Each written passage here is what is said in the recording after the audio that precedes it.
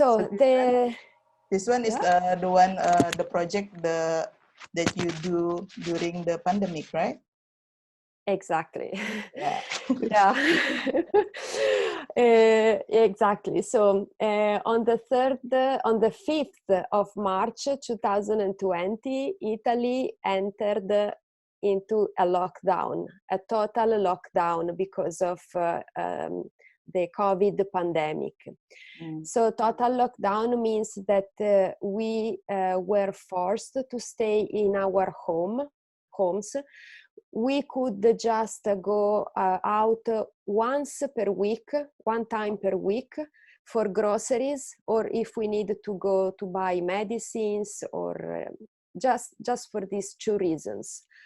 Many working places also closed, almost the total working places. Also factories closed, everything was closed.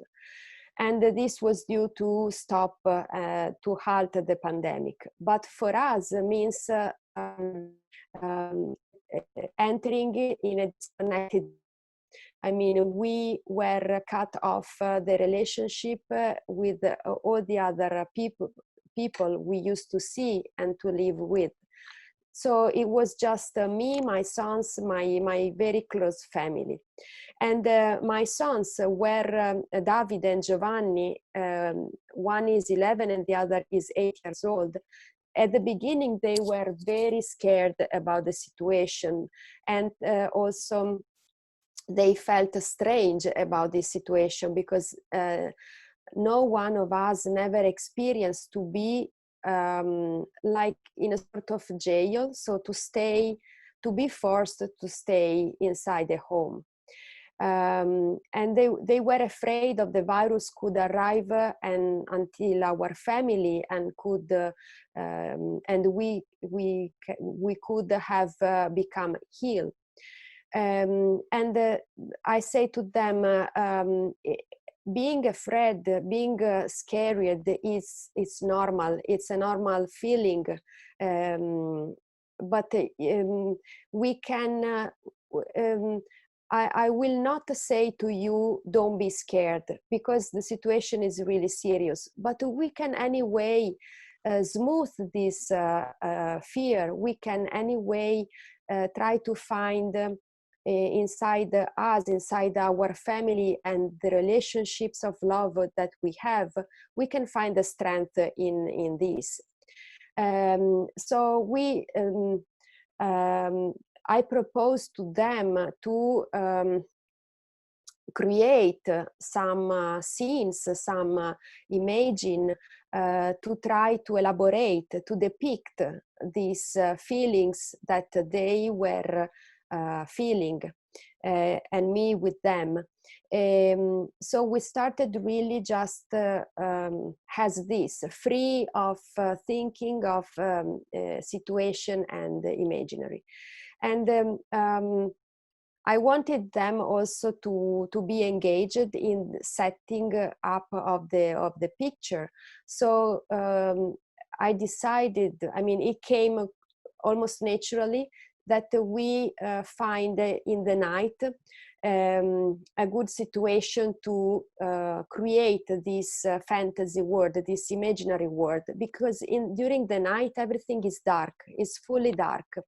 So by setting our lights, by setting the colors we want and the scene we want, we can really build up something that it's not real, but it is inside our mind. So that was the beginning of the project. I will go through the pictures, and sometimes I stop to telling some stories behind. For example, the pictures on the right, even if it has been taken in the countryside, because we live in the countryside, it reminds us the feeling of a reef, the life inside the sea. We missed the sea a lot, especially since we came back to live in Italy. We can go to the beach and to swim in the sea only during summertime, because in winter it's too cold. So many days during this quarantine, we went back through our years in Indonesia, and we missed a lot the possibility of enjoying the sea life every day in the year. I mean, in any season, because it's always hot and warm, and can go to sea every day.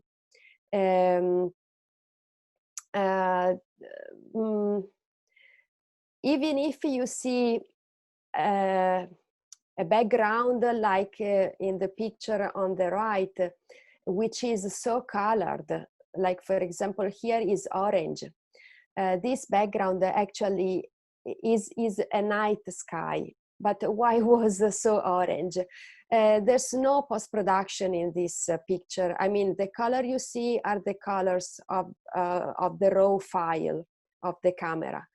And that orange and pinkish color was due to a storm. So the night sky was covered in clouds because there were a storm, strong winds going through. And those nuance has given from the light pollution coming from the city to the clouds in the sky. So basically, I catch the light of the city reflected on top of the cloud and coming back again to me. I mean, to the land. And yes, whilst when we decide the scene and how to set the subjects of these pictures, of course we use our memories and the imaginations that also comes from reading books, from watching cartoon movies. Especially, we got a lot of inspirations from the Miyazaki movies. I don't know if you know this director is a Japanese director making very really beautiful cartoon movies. So movies like a movie, but all drawn with cartoon subjects. Like anime, you mean? Anime, yeah. Thank you, Rosa. Anime, exactly. And then we use the location is our garden because we cannot go outside the fence by law. We were quarantined inside the house, so no going outside the garden. So every angle, every corner of the garden became a place where to set what we have in our mind. And also we use a lot of items that we find inside the house. For example, masks, all the toys, all the stuff, also stuff from my grandparents that were maybe hidden inside the garage. So actually everything can become the trigger for a memory or for a feeling, and we use this trigger to create the image. For example, in the picture on the left, you can see some dead animals kept in bottles. And those animals are animals we find dead in the countryside. They are some snakes and mice or other animals. And we used to collect them and to keep them preserved, because my mom also used to teach environment and at elementary school. So when she go to the children with real animals, she get a lot of interest and attention from them. So we found also all these animals inside my mom's house, and we collected to use for making this picture, like if my son becomes the subject, a magician, or some kind. Yeah. And I put this picture close to the one on the right, which represents still a magic situation. I mean, a kind of a magic garden with this fire floating. And maybe later I will tell you how we could make the fire floating. It's a real fire. These two pictures are, I put them together because I think that they tell something to each other. You can see the shape of circles in both pictures, and the nuances used are the same, yellow and blue and light blue. And the picture over the left was born because of a feeling coming from my old son. During the quarantine, we have a lot of time for us, and a lot of time also to stay with ourselves. And he started to say to me that he was thinking about Indonesia a lot, and he was really missing all the friends that he met over there, and he has left in Indonesia. And he said, "Mom, I would like really to go back to Indonesia to meet them again." So I thought about creating a picture creating a picture for him, like if he was on a space travel, a time and space travel. So like if he is an astronaut, so this is why he put on his head an helmet, even if it is a motor helmet. I mean, it's not really an astronaut helmet, but it's a play, or it's a game. This one is like doing time travel back to Jakarta, right? Exactly. For him, he's a time travel to Jakarta. Okay.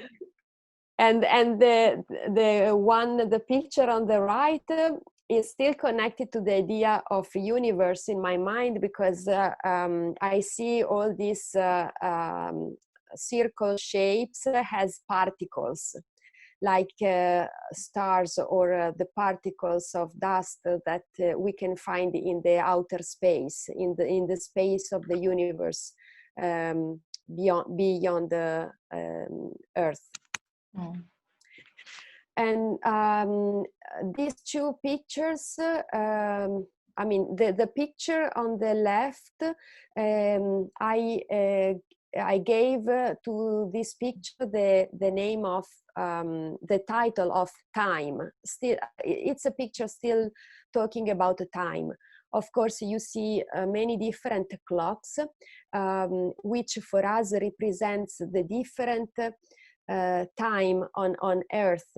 I mean, we live in different time zones, and every one of us has a different perception of time. So time, in a way, is different for everybody.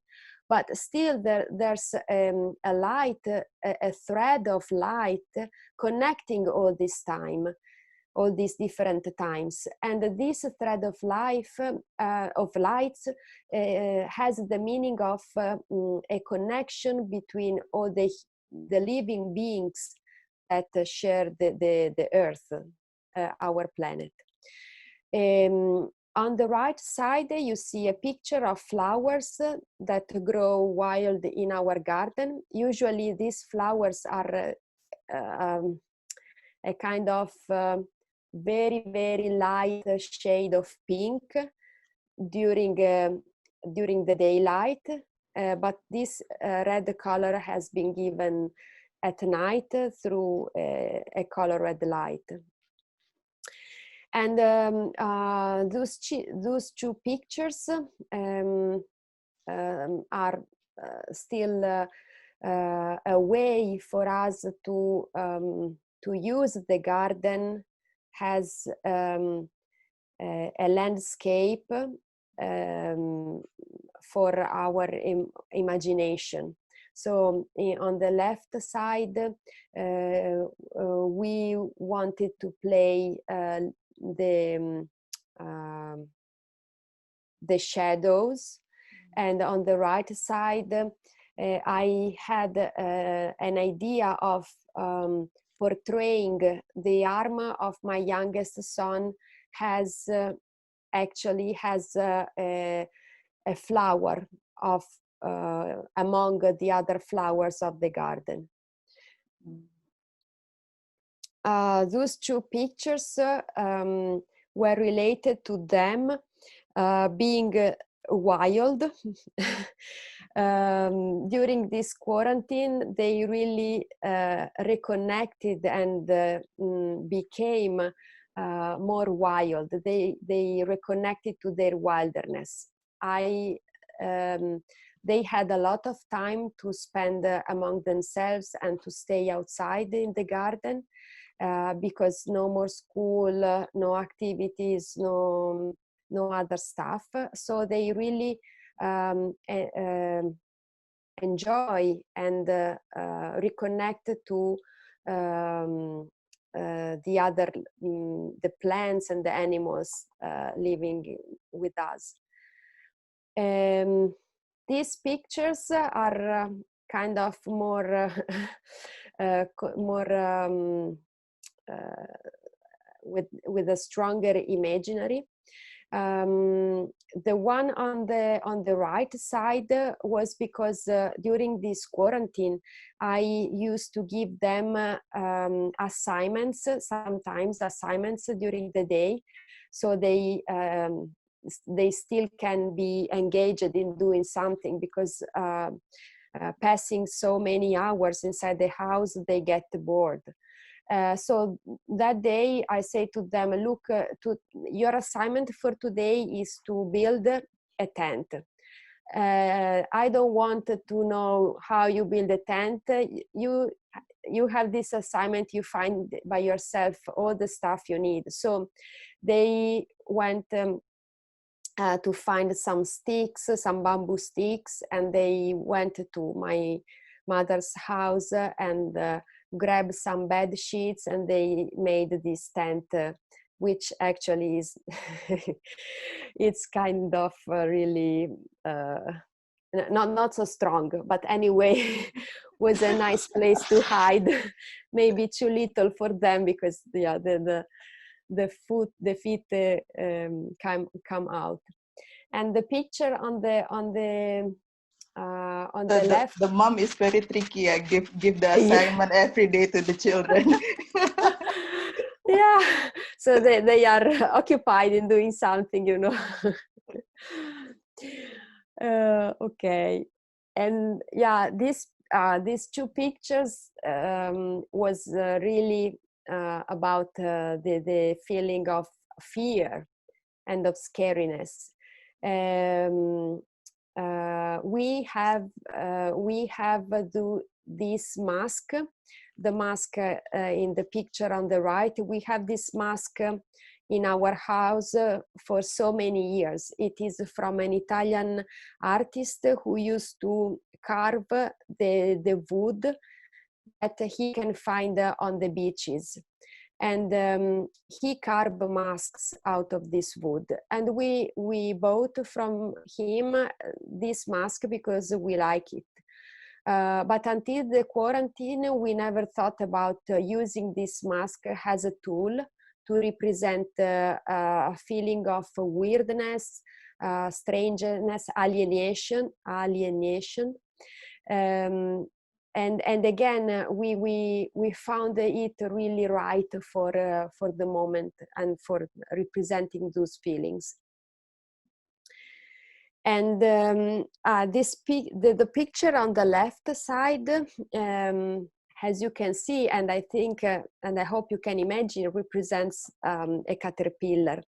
And the story of the caterpillar is that now in Italy is springtime, and during spring season there's a lot of caterpillars going around because they are hungry and they eat a lot of leaves and become fat to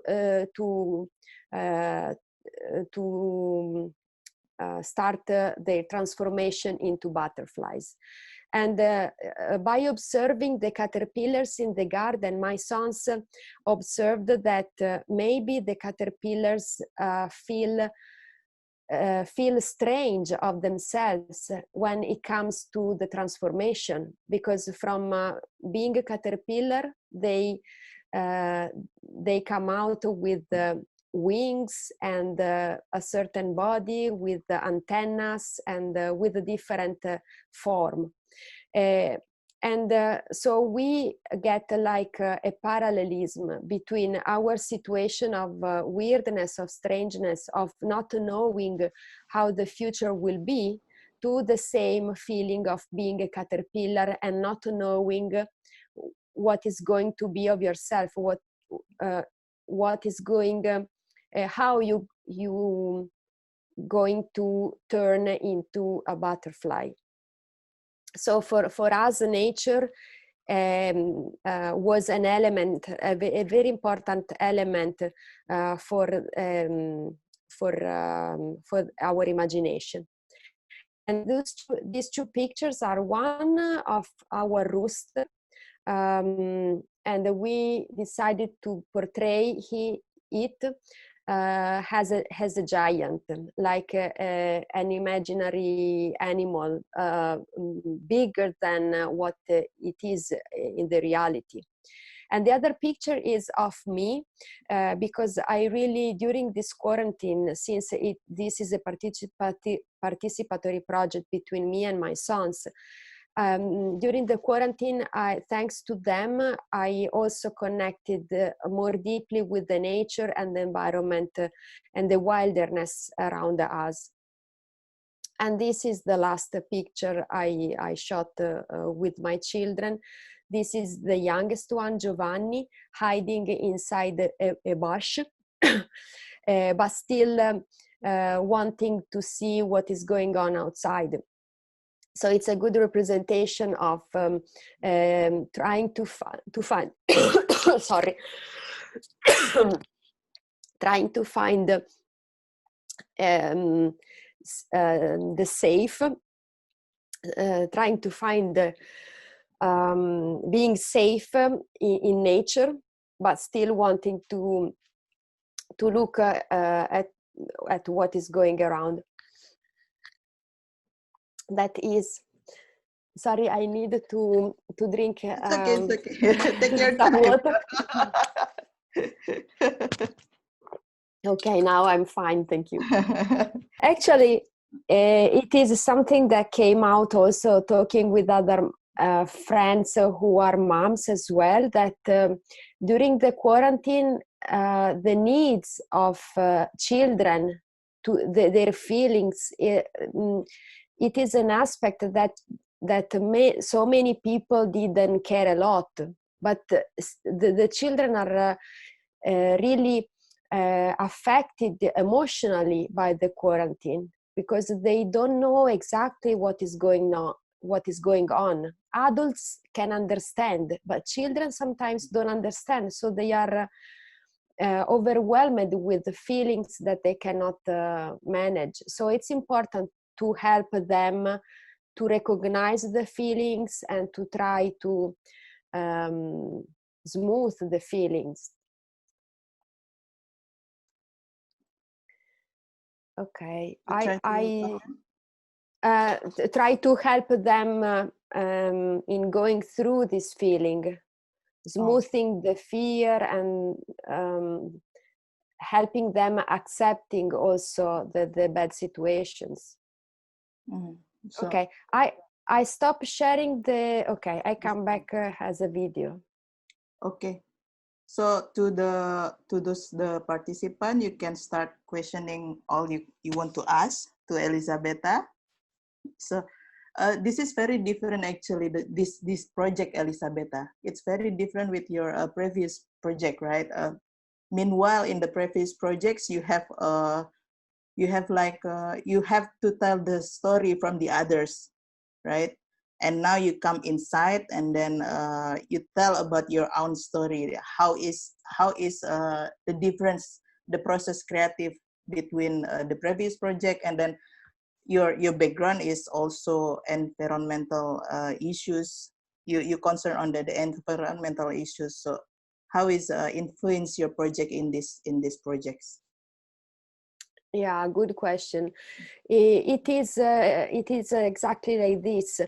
Until now, I have always done projects that ask me to go outside, ask me to meet people, to start documenting stories outside in the world. This time, this project goes inside my world, inside myself. This is something that maybe I am grateful to the quarantine. This is a positive aspect of being a quarantine for me, which is having the time to stop from all the activities, all the jobs, the crazy life I had before, and to have time to go deep inside myself, to go deep inside my feelings, to go deep inside my relationships with my friends, with my sons. And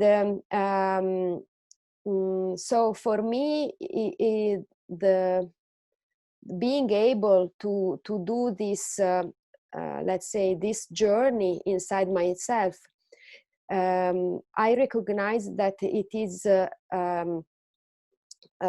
very important moment, both in my life and in my career, because really these pictures come out from nothing. I mean, just from imagination. So it is important for me that I have something inside me to tell, to represent.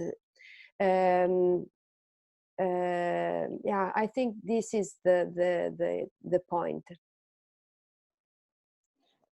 Does it really actually, you are a documentary photographer, and besides making the project inside the home, do you have any actually like a courage to also document the situation outside?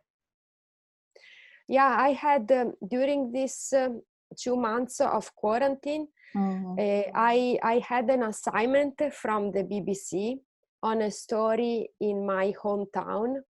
It was not a video, a photo story, but it was a video piece. So I shot some videos about the stories, and it was related to a place that my town has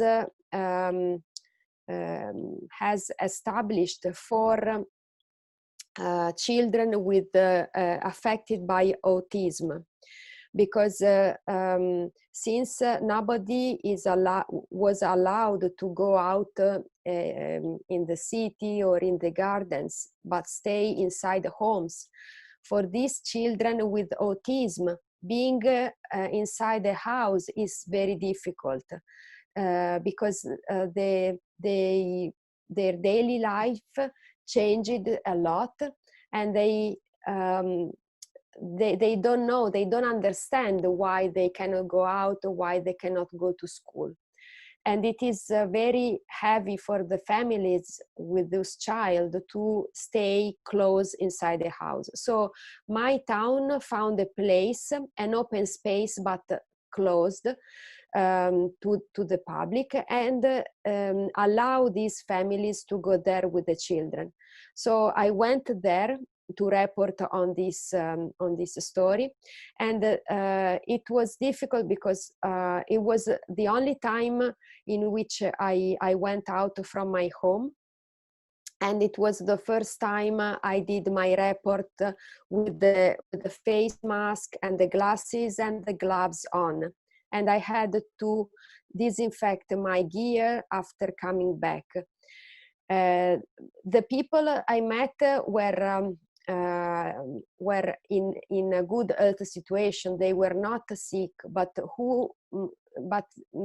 you never know, because COVID could be also, you can be also positive without any symptoms, right? So I had to take all the precautions not to be infected. So this is why I had to wear all my protection. Yeah, it's strange to work in such a situation, but we will be, I mean, the future will be like this. We have to protect ourselves in a way. Yeah, and get used to it, right? Yeah. Okay.